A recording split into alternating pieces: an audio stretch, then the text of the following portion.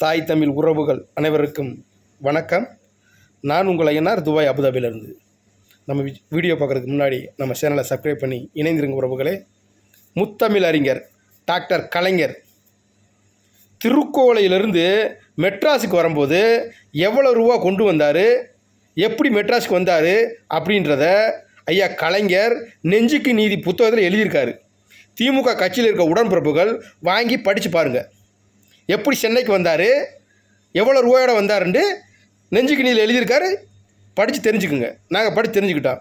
அப்படி வந்த ஐயா கலைஞர் இன்றைக்கி தமிழ்நாட்டில் எவ்வளோ கோடி ரூபா சொத்து வச்சுருக்காங்க. எப்படி வந்துச்சு இவ்வளோ பெரிய சொத்து? எப்படி வந்துச்சு? ஆனால் தமிழ்நாட்டோட கடன் 9 லட்சம் கோடி கடன். மக்கள் தலையில் கடன், ஆட்சி அதிகாரத்தில் இருந்தவங்க கோடி கோடியாக சொத்து. எப்படி வந்துச்சு? சிந்திச்சு பாருங்கள் உறவுகளே.